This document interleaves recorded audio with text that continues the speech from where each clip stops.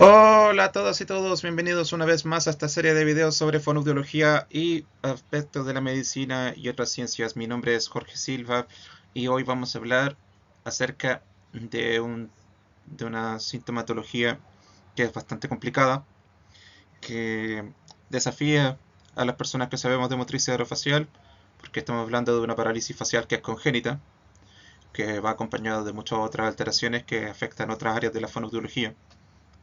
Y creo que debido al alcance, al poco alcance que tiene la evidencia científica actual respecto a las investigaciones que deberían haber en este tema, es que hacemos eh, este video sobre el síndrome de Moebius. Este video va dedicado a Caroline y Camila, que fueron mis compañeras de turma en Unicamp, con los que aprendí con la profesora Miriam Nagae, todo lo relacionado a la motricidad facial en el síndrome de Moebius. Y también va dedicado con un especial afecto a Mia, que fue una paciente que tuve el año pasado, desde septiembre hasta diciembre, quien ahora vive en Canadá con su familia. Y que fue una parte muy importante de mi crecimiento como profesional al haber podido disponerle de tratamiento y haber encontrado mayores investigaciones que pudieran fundamentar mi terapia. En este caso, las terapias que se basan en los principios de neuroplasticidad y aspectos más específicos que tienen que ver con las vías alternativas del síndrome. Bien, vamos a hacer un resumen porque esto da para largo. Yo voy a dividir el video en dos y probablemente haga alcances de los papers que hablan acerca de los mecanismos de aprendizaje motor en el síndrome de Moebius que existen y que deberían reseñarse en el español. Vamos a decir, por ejemplo, las características neuroanatómicas del síndrome. Vamos a hacer un desglose de todo lo que tiene que ver con el sistema nervioso, sobre todo. Vamos a hacer también eco en las características orofaciales de control motor oral, que tienen que ver con los pares craneales afectados y cómo esto va a dificultar el desarrollo de los movimientos. También vamos a hablar, pero esto más adelante, en el segundo video, del procesamiento emocional en el síndrome de Moebius y cómo esto se relaciona con lo que llaman cognición corporalizada o embodied cognition. Lo otro también tiene que ver con la neuroplasticidad en el síndrome de Moebius y la evidencia actual, que es muy actual, apenas de menos de 5 años, respecto a cómo alternativamente el cerebro, más bien la conducta y la relación con el ambiente van formando rutas alternativas plásticas que van a posibilitar en la terapia el movimiento motor en la zona facial. Vamos a reseñar también datos de tratamientos fonoaudiológicos en la literatura y una propuesta de rehabilitación desde la neuroplasticidad, que tiene que ver con estos últimos papers que lanzaron autores italianos hace unos 5 años, menos de 5 años atrás.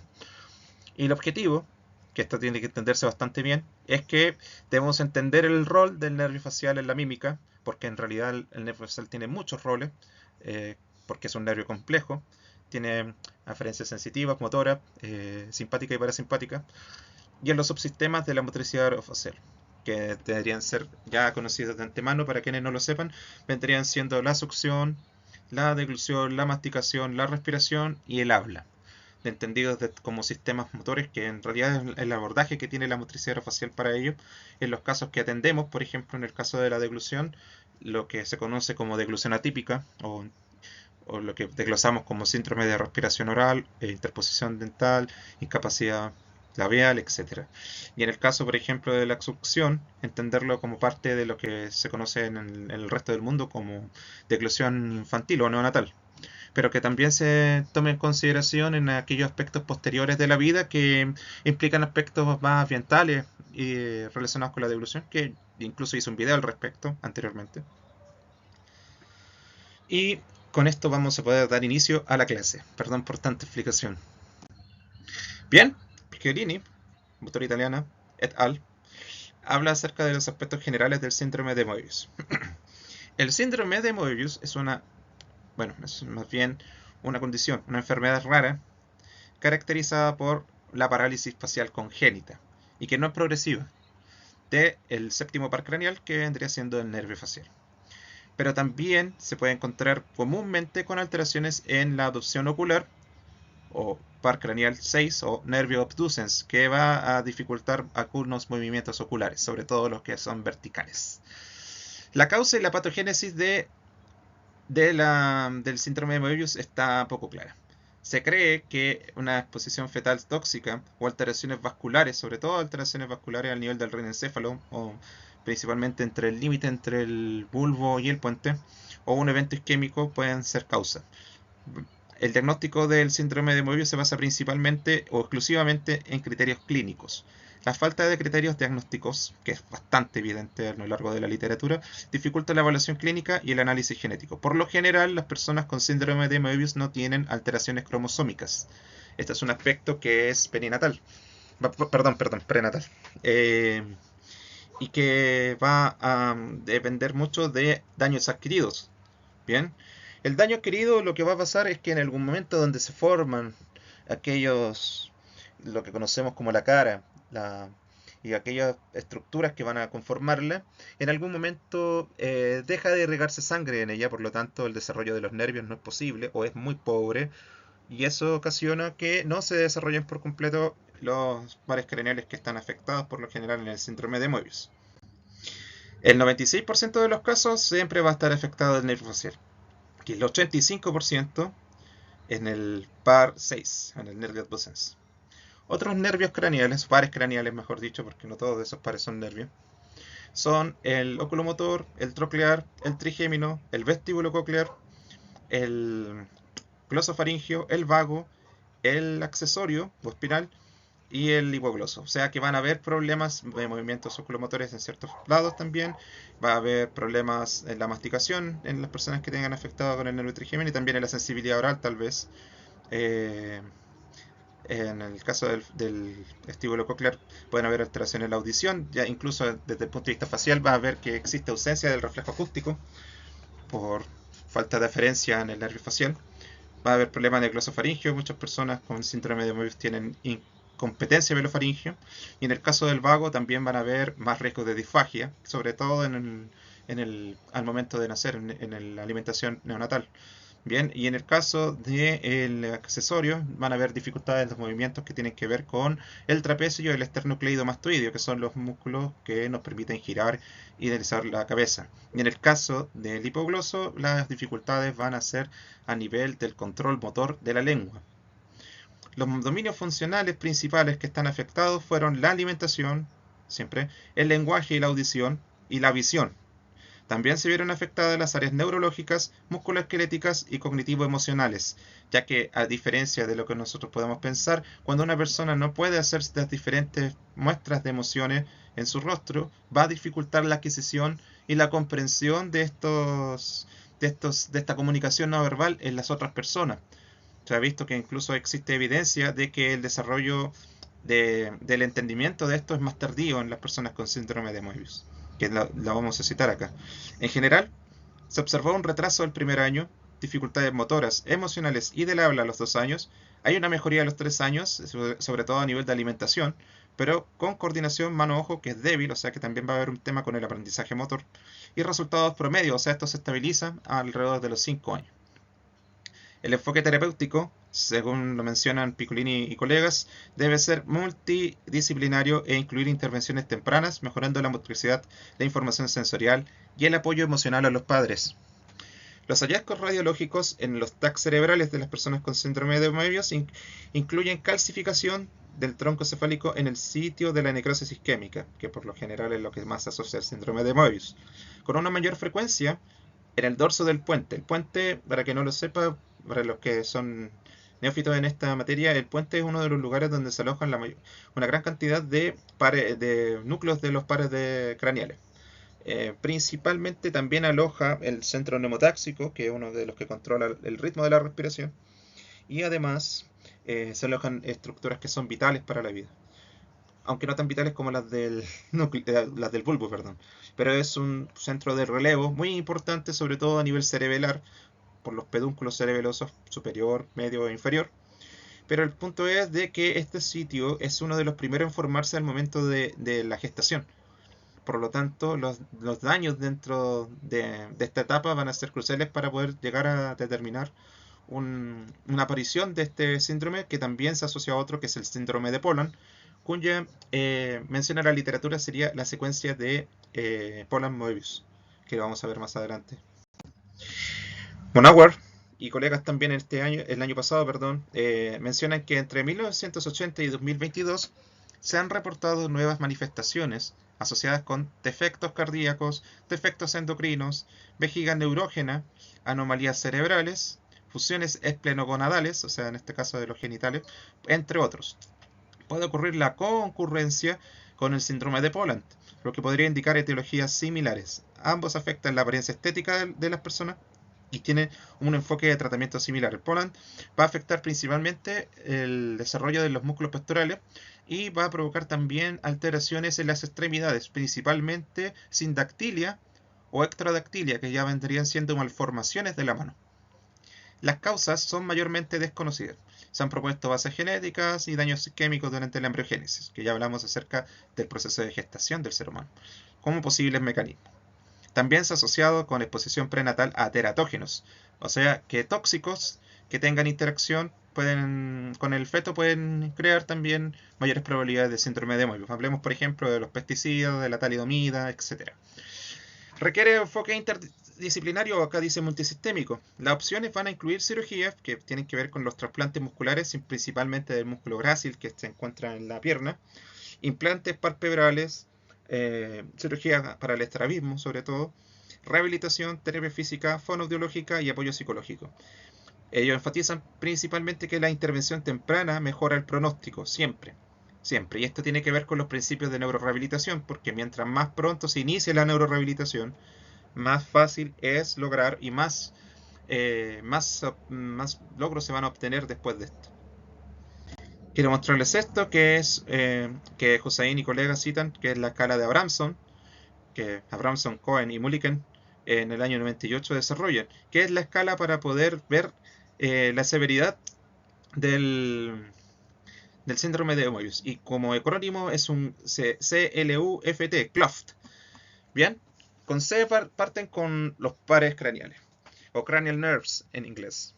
Empiezan, por ejemplo, con un puntaje para ver cuál es el grado de afectación del nervio facial. Parcial, por ejemplo, cuando es solamente nervio facial. Abducens y facial, cuando es parcialmente cada uno. O abducens y facial completos. Ahí el grado está en 2. Cuando ya tienes, además de este problema, una afectación de otros pares craneales, como los que mencionamos antes, el trigémino, el glosofaringeo, etc., ya pasa a nivel 3. Cuando es bilateral, e igual, se tiene que agregar B de bilateral. Cuando aquí la L se refiere a las extremidades inferiores, que vendrían siendo las piernas. Cuando es normal, se puntúa con 0. Cuando existe tálipes o equinovarus o sindactilia o anquilosis de algún miembro inferior, se pone 1. Cuando no hay falanges, se pone 2. Cuando existen déficits longitudinales o transversales de las extremidades inferiores, se puntúa con 3. Cuando hablamos de las extremidades superiores, que vendrían siendo los brazos y las manos, se pone normal cuando no hay ningún hallazgo. Hipoplasia digital, o sea, falta de desarrollo de los dedos, o falla en la diferenciación de los dedos, se pone 1. Cuando existe esterodactilia, que es cuando los dedos aparecen pegados y además con una alteración en la formación, se pone 2. Y 3, cuando existen fallas en la formación longitudinal o transversal de las manos, que es el índice más severo. Cuando existen anomalías estructurales y faciales, que pueden ocurrir también, por lo que esto también tiene que ver con las personas que tienen fisura labiopalatina, vamos a ver aquí. Si está normal, aparentemente normal, 0, porque esto es un examen semiológico. Aquí no hay intervenciones que sean electromiográficas para poder saber, por ejemplo, si el músculo aparentemente tiene algo de movimiento o por lo menos cambia el tono. Bien, cuando hay fisura palatina, se puntúa 1. Cuando hay micrognatia, como puede pasar, por ejemplo, en otros casos, como la secuencia de Pierre-Robin o en el síndrome de Cruzón, se pone 2. Y además de la micrognatia, si existe además microtia, falta de desarrollo del conducto auditivo, microftalmia o algún problema anormal en la articulación temporomandibular, se puntúa con 3. De hecho, haciendo el alcance, existen muchos casos de trismo congénito, lo que significa que la persona, o sea, el bebé, no va a poder abrir la boca, bien, por culpa del trismo. aunque la mayoría tiene el par craneal quinto, que es el que se encarga de la apertura oral indemne. Por lo tanto, hay que ver siempre si hay problemas a nivel articulatorio. Bien. Con T llegamos a la última parte, es tórax. Cuando el tórax es normal se puntúa con 0. Cuando hay escoliosis, o sea, a nivel solamente espinal, montamos con 1. Pero cuando ya pasa el síndrome de Poland y tenemos hipoplasia pectoral o anomalías ¿cómo se llama? En el pecho, vamos a puntuar con 2. Y cuando existen deformidades en la pared del tórax, pecho o aplasia pectoral, vamos a puntuar con 3. Esto es bastante importante porque va a afectar la parte respiratoria y eso es parte también de la motricidad orofacial. Bien, Alves, que es de nacionalidad brasileña, hace unas características orofaciales del síndrome de Moebius. Los labios van a ser pequeños, con presencia de eversión labial, con labios permanentemente abiertos y falta de movilidad, presentando incapacidad para sonreír, para silbar y para levantar el labio superior. Va a haber presencia de cialorrea o babeo, y el labio superior también puede acortarse y el tono también puede verse alterado. Las mejillas van a cambiar de tono y de movilidad y probablemente de forma propia no se van a poder inflar. A menos que uno tape la boca y enseñe cómo hacerlo, eso no va a poder pasar de forma voluntaria.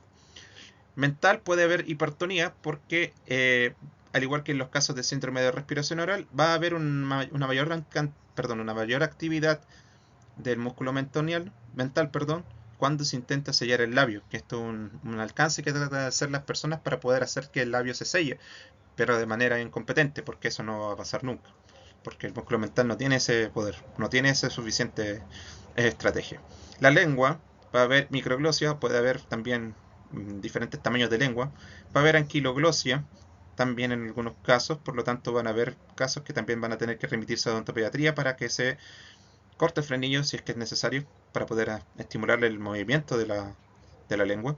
Van a haber presencias de sulcus, asimetría, va a haber una disminución de la movilidad, causando un trastorno ineficiente de la succión y de la deglución, sobre todo que va a ser bastante determinante al momento de nacer, al momento de la lactancia. También puede presentar fasciculaciones, que son, por ejemplo, estos signos que uno ve en casos de debilidad, o sea, de parálisis de la segunda motoneurona, o sea, parálisis flácida, que van a verse en la lengua.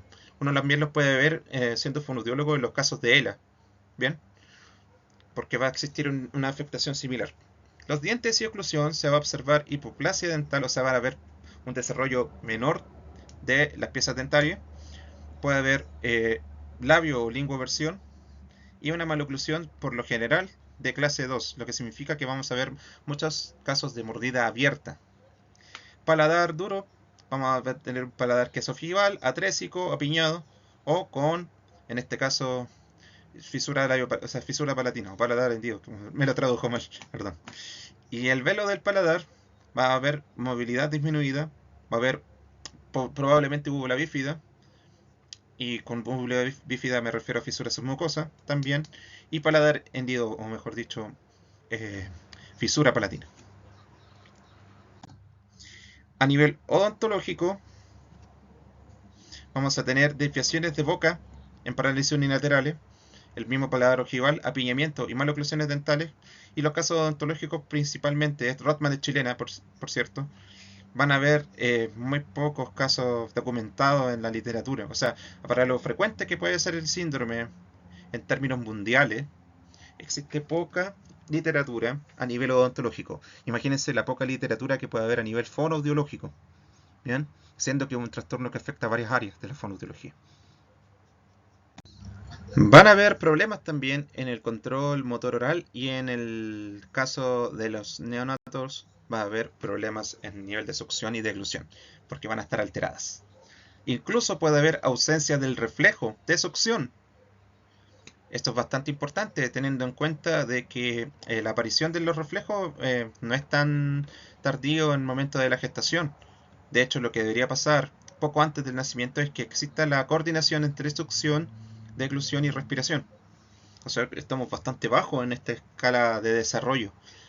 Los predictores de trastornos severos de alimentación y estos son los que mencionamos antes: el trismo congénito o la incapacidad de poder abrir la boca, la parálisis de pares glosofaringeo y vago, y las alteraciones laríngeas o traqueales, que bastante frecuentes son en estos casos porque eh, existen muchas intervenciones en los bebés con síndrome de Moebius para traqueostomizarlos. Bien, y eso puede llegar a lesionar algún par, o sea, alguna rama que inerva las cuerdas vocales, provocando también de que se paralicen o presenten paresia. Bien, a nivel nutricional, el síndrome de Moebius frecuentemente induce una reducción de la ingesta oral y una falta de ganancia de crecimiento. Va a haber lo que conocemos a nivel de habla inglesa como failure to trip, que es lo que se menciona en estos casos. Van a demorar también más en comer. Se normaliza, sin embargo, a partir de los 2 a 5 años, junto con el crecimiento. O sea, Renaud habla lo mismo que habla la literatura, que a los 5 años ya esto ya se normaliza. ¿Bien? Los principales entonces aspectos que van a tener que ver con el control motor oral es que va a existir disfagia, sobre todo en los primeros 5 años. Va a haber disartria, por lo general disartria flácida, por la ausencia del crecimiento o de inervación por parte del, del nervio facial. En algunos casos el tema del posicionamiento va a estar afectado si es que se afecta también el nervio hipoglóso para la inervación de la lengua. Van a haber problemas de la apertura oral, aunque no en todos.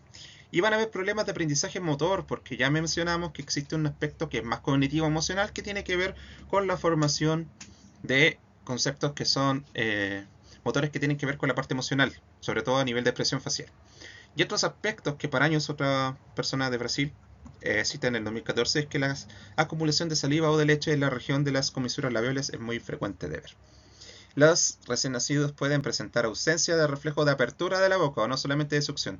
Y esto es lo que va a generar el famoso trismo, que es el que estoy mencionando, el trismo congénito.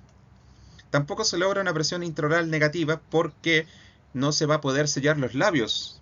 Por lo tanto, esto va a afectar la succión y la física de la succión. Bien. Estos son los hallazgos que Renaud menciona en su paper. Todos presentan parálisis facial del cohorte de 32 neonatos que menciona. Un poco más de la mitad son asimétricos o solo está afectado un par, o sea, una parte, una mitad de la cara, y los otros están completos, toda la cara. Dice que de la cara superior total, un 53% versus un 15%, o sea, versus un 47%. No todos van a poder cerrar los párpados, va a haber un cierre incompleto de párpados en el 59%, en el 59%, en 75% no va a poder sonreír, otro 25% va a realizar una sonrisa simétrica, un 53% tienen un cierre incompleto de labios y un 56% babea. Cuando hay parálisis oculomotora, perdón, va a haber una parálisis del nervio abducens, y en este caso los 32 tenían la parálisis, 100%. Va a haber una aducción limitada en un 94% y una verticalidad limitada, un 22%. Van a haber también otros casos que tienen que ver con otras parálisis craneales, de nervios craneales, perdón, como la ptosis, que solamente 3% lo tiene, trismo congénito, que un 62% lo tiene, pérdida auditiva, con un 5%, uno de cada 20 casos, una desmovilidad velar o incompetencia velofaringea en un 56%, parálisis laringea, un 6%, y atrofia de la lengua, un 78%. Wow, esto es bastante importante teniendo en cuenta que uno podría pensar que solamente el facial y el abducen son los principales. Bueno, bien, las malformaciones faciales, sin embargo, todos van a tener falsos epicándicos, 6%, retrognatia un 62%, esto también tiene que ver mucho con la motricidad orofacial. Fisura palatina, 3%, solamente uno lo tenía. Fisura submucosa, en cambio, son 9 personas, o sea, 9%, perdón. 3 personas, 9%. Y una microsoma hemifacial, un 5%, uno de cada 20 también. Las malformaciones en los miembros, va a haber equinovarus en la mitad, un poco más de la mitad, 53%. Una anomalía unilateral de Poland, o secuencia polar Moebius de un 34%, defectos en los dedos de un 44% y defectos en los pies con un 13%. Bien, estos son los casos a nivel principal. Por último, antes de que termine por subir el otro video que es de rehabilitación, quiero mencionarles aquí algunos de, de los músculos de la cara. Por acá tenemos el occipito frontal, que es el que se encuentra más a superior, junto con el orbicular de los ojos, el elevador del labio superior, el ala nasal, el músculo nasal, que es el que rodea la mayor parte de la nariz. Vamos a encontrar también el orbicular de los labios, que es el que nos permite muchas cosas de su movimiento. Vamos a encontrarnos también con el músculo mentalis, que se puede encontrar hipertónico por intentar cerrar los labios. El depresor del labio inferior, el cigomático mayor, que está por acá, el cigomático mayor, que rodea aquí la parótida. Lo que recubre la parótida, que es la fascia massetérica. Y debajo de ella va a estar el único músculo que es rodeado por una fascia de los que son músculos de la cara, que es el músculo bucinador, que es el que nos permite inflar las mejillas. Aquí está el depresor del ángulo oral, el risorio, que es una sonrisa que todos nos definen como una sonrisa falsa, y la platisma, que es este músculo que recubre parte del cuello incluso. Bien, cuando hablamos del desarrollo del nervio facial, estamos hablando de este nervio, que va a llegar a distintas zonas de la cara y que va a dividirse en distintas ramas. La rama temporal, que va a ir al tercio superior principalmente, la rama cigomática, que se encarga del tercio medio de la cara, y la última ramita, que es la rama, esta que se divide en tres también, la rama bucal, la rama marginal mandibular y la cervical. También va a haber una inervación a unos músculos que se encargan del ascenso laringio, que son el vientre posterior del digástrico y el estilo hioideo. ¿Bien? O sea, también van a haber problemas en la voz, quizás un poco, sobre todo por las parálisis de cuerdas vocales que a menudo acompañan también en algunos casos. Bien, entonces toda esta serie de ramas que llegan hasta los distintos músculos de la cara son las que se encargan de dar inervación, o sea, son los que permiten que los músculos se muevan. Bien. ¿Qué pasa acá? Que el poco desarrollo de estas ramas, van a haber algunas que ni siquiera van a estar y otras van a estar muy poco desarrolladas, van a llegar, pero no van a ser suficientes para poder desencadenar eh, acto motor. Van a poder afectar acá. Bien, ¿qué ocurre con la terapia? Muchas veces en cirugía este nervio se reemplaza en parte con un músculo, el músculo grácil, que al momento de mover ese músculo con ramas del trigémino va a hacer de que la persona pueda sonreír, principalmente. ¿Qué pasa en el caso de los labios? Es un poco más difícil, ya que eh, desconozco si existen cirugías específicas para labios, pero lo que yo sí sé es que también existen alternativas que permiten que la persona cierre los labios a voluntad. Bien, pero esto es en general. Todo esto se ve afectado. Todos los movimientos que tienen que ver con inflar las mejillas, con elevar los labios, protruirlos, retruirlos, lateralizarlos, estañar, hacer entrecejo, mover las narinas. Todo lo que tenga que ver con el nervio facial va a estar afectado. Lo que significa que la persona va a estar afectada en muchas cosas. Por ejemplo, ya que tenemos problemas para poder sellar los labios, nosotros vamos a tener problemas en la deglución y en la succión. Ya que no vamos a poder hacer sonrisas, vamos a tener afectada la parte comunicativa. Ya que va a haber problemas para poder sellar los labios, también vamos a tener problemas a nivel odontológico. Ya que se suma, aparte del tema de la hiperplasia de piezas dentarias, el tema también de acá el facial inervando la parótida, de la secreción salival, y eso también tiene que ver con la mayor probabilidad de caries. Vamos a tener también problemas en el tema visual, porque aparte de las parálisis que pueden ocurrir en el caso del movimiento ocular, también vamos a tener que va a llegar una mayor cantidad de radiación ultravioleta que va a afectar después al ojo si es que este no se sella adecuadamente, o sea, no se cierra adecuadamente a lo largo del tiempo, porque esa mayor exposición va a tender a crear lesiones oculares. también va a haber lesiones a nivel estructural del ojo, la ptosis por ejemplo, y eso va a repercutir también en la capacidad visual de la persona con síndrome de Moebius. Entonces, con esto quiero decirles que el trabajo es bastante interdisciplinario y bastante costoso para la persona que lo tiene, si es que está en un país, está en un sistema de salud que es privado, porque la cantidad de operaciones, la cantidad de profesionales y de rehabilitación que necesitan es bastante grande y es bastante específica. Y va a depender también si se operó o no, o si operaron o no. Bien, todo esto tiene que entenderse a nivel estructural y a nivel funcional. De esta manera nosotros vamos a poder llevar a cabo lo que vamos a ver en el segundo video, que es la rehabilitación. Uno puede pensar que como motricista orofacial, la gran cantidad de casos que vemos tienen que ver mucho más con odontología que con otra cosa.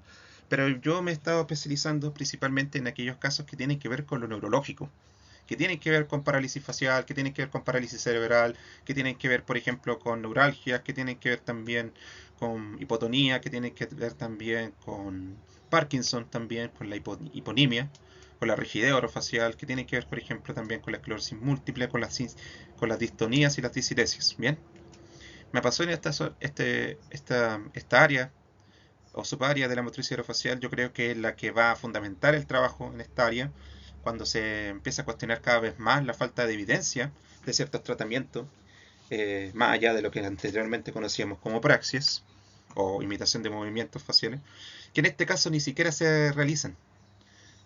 O sea, si vamos a reanimar facialmente el rostro de una persona con Moebius, tenemos que enseñarle praxis, porque no las hace, no las puede hacer.